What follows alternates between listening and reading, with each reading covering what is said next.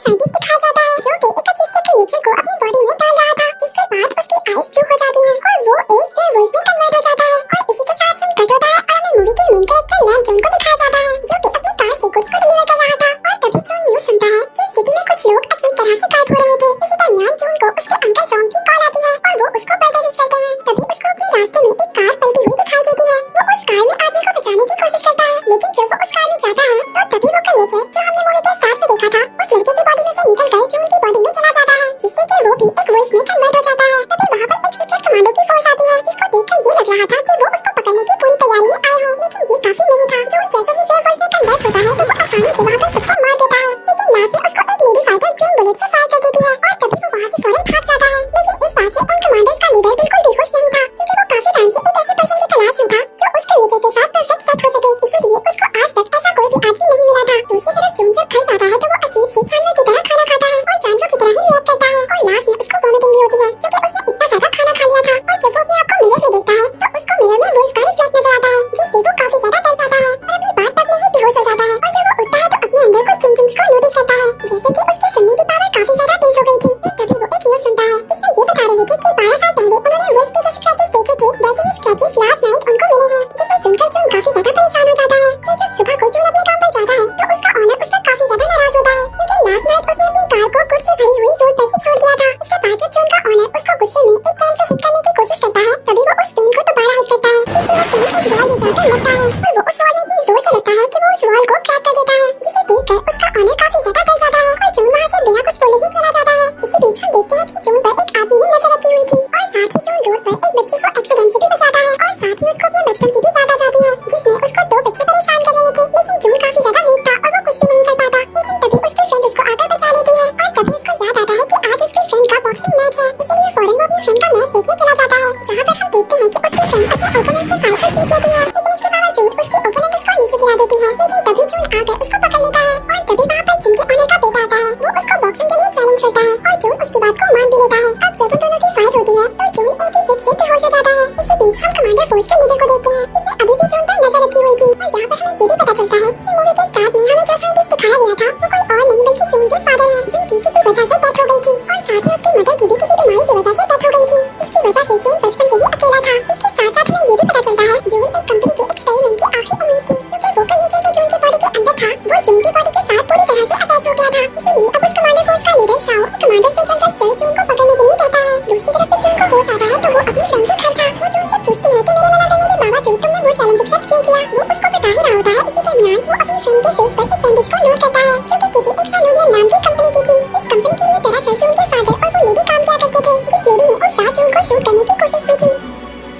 इसके बाद जॉन के फ्रेंड जॉन को अपने भाई की तस्वीर दिखाती है जो कि किसी एक मिस्टीरियस तरीके से गायब हो गया था। जॉन उसको बताता है कि उसने उसके भाई को उसी कंपनी में देखा है। तभी वहाँ पर उसी कंपनी के लोग जॉन को पकड़ने के लिए आ जाते हैं। अब जॉन उन लोगों से बचने के लिए उन्हीं की कार के नीचे छुप जाता है और उनको ट्रैक करने के लिए अपना फोन उनकी कार में ही छोड़ देता है। बाद में उसकी फ्रेंड जॉन से पूछती है कि वो लोग यहाँ पर क्यों आए थे। जॉन उसको बताता है कि वो लोग मुझे यहाँ पर लेने आए थे क्योंकि मेरे अंदर एक क्रिएचर है जिस पर वो लोग एक रिसर्च कर रहे हैं। अब इसके बारे में और ज्यादा जानने के लिए जॉन अपने अंकल सॉन्ग के पास जाता है। जब जॉन अंकल सॉन्ग से मिलने जाता है उनके लैब में तो वो देखता है वहाँ पर आग लगी हुई है। वो उनको वहाँ पर आग से बचाता है और फिर वो उस कंपनी के बारे में अंकल सॉन्ग से पूछता है, लेकिन इस बारे में उन्हें कुछ भी पता नहीं होता। इसके बाद जब जॉन वापस जा रहा होता है तो हम देखते हैं कि फिर से उसका कोई पीछा कर रहा था। इस बार वो उसको पकड़ लेता है, फ्रेंड के घर उस लड़के को ले जाता है। वो लड़का उसको बताता है कि वो उसका पीछा करना नहीं चाहता था, लेकिन वो उस सैलूलियर कंपनी के बारे में जानना चाहता था, इसलिए वो उसका पीछा कर रहा था। और साथ ही में वो एक हैकर भी था जिसने बड़े-बड़े क्रिमिनल्स को कुछ ही सेकंड्स में पकड़ लिया था। इसलिए जॉन अब उस लड़के को अपनी टीम में रख लेता है, क्योंकि वो लड़का जॉन को उस कंपनी के बारे में सारी इंफॉर्मेशन बताता है। वो उसको बताता है कि वो एक ऐसी कंपनी है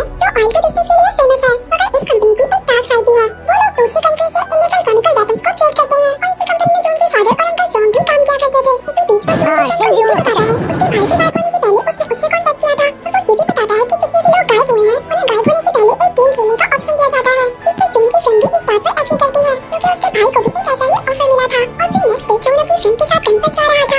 अब तभी उसको वहाँ पर उसी लड़के की कॉल आती है जिसने जॉन को कंपनी के बारे में सारी इंफॉर्मेशन दी थी। इससे पहले वो उसको कुछ बताता वहाँ पर शाओ और उसकी आर्मी आ जाती है। जॉन अपनी फ्रेंड को बचाने के लिए उनके साथ चलने पर एग्री हो जाता है। जॉन उनके साथ कार में बैठकर चला जाता है, लेकिन इसी दौरान जॉन की फ्रेंड उस कार का पीछा करती है और उस कार को रोक लेती है। अब जॉन की फ्रेंड काफी अच्छी बॉक्सर थी, इसलिए वहाँ पर वो उन कमांडर्स का मुकाबला करती है और जल्द ही जॉन को उनसे छुड़वा कर वहाँ से ले जाती है। इसके बाद दोनों अंकल सॉन्ग के पास जाते हैं और इसके बारे में उनसे सब कुछ पूछते हैं। अब अंकल सॉन्ग उनको सब कुछ बता देता है। वो बताता है कि जॉन के फादर और वो उस कंपनी में काम किया जहाँ पर वो एक ऐसी मेडिसिन बनाना चाहते थे जिस मेडिसिन से वो किसी भी बीमारी को ठीक कर सके। लेकिन जब जून के फादर की डेथ के बारे में सबको पता चला तो सब लोग बहुत ज्यादा सैड हो गए। इसके साथ साथ उन लोगों ने वो ऑपरेशन भी बंद कर दिया। अब सॉन्ग की ये बात सुनकर जून अपने फादर की डेथ का रीजन पूछता है, जिस पर वो ये बात बताता है जब उसकी मदर की डेथ एक बीमारी की वजह से हुई थी तो उसके फादर बहुत ज्यादा उदास हो गए थे, इसीलिए उन्होंने सेलुलर कंपनी के साथ और काम करने से इनकार कर दिया था। लेकिन उस कंपनी को तुम्हारे फादर की बात पसंद नहीं आई और उस कंपनी ने तुम्हारे फादर को एक रूम में बंद कर आग जलाकर मार दिया। अब ये बातें जून को सुनकर बहुत ज्यादा गुस्सा आता है, लेकिन अंकल सॉन्ग उसको मना करते हैं कि वो सेलुलर कंपनी के खिलाफ कोई भी एक्शन न ले क्योंकि वो एक बहुत ही ज्यादा पावरफुल कंपनी थी। इसी दौरान उस कंपनी का लीडर अपने लोगों के साथ वहाँ पर आ जाता है और जून के सामने ही सॉन्ग को मार देता है। अंकल सॉन्ग को मरता हुआ देखकर जून को बहुत ज्यादा गुस्सा आ गया था, जिसकी वजह से वो एक दफा फिर वुल्फ में कन्वर्ट हो जाता है और उनसे वहाँ पर फाइट करने लगता है। फाइट के दौरान जून को वही ग्रीन बुलेट लग गई थी जिससे वो दोबारा से नॉर्मल हो गया था। इससे पहले वो लोग उसको पकड़ पाते जून की फ्रेंड उसको विंडो से नीचे गिरा देती है ताकि वो लोग उसको ना पकड़ सके। तभी साथ ही वो लड़का भी आ जाता है और जून को कुछ भी करने से मना करता है क्योंकि अभी वो लोग पूरी तरह से रेडी नहीं थे। वो उसको समझाता है कि जब तक वो तुम्हें पकड़ नहीं लेंगे वो तुम्हारी फ्रेंड को कुछ भी नहीं कर सकते।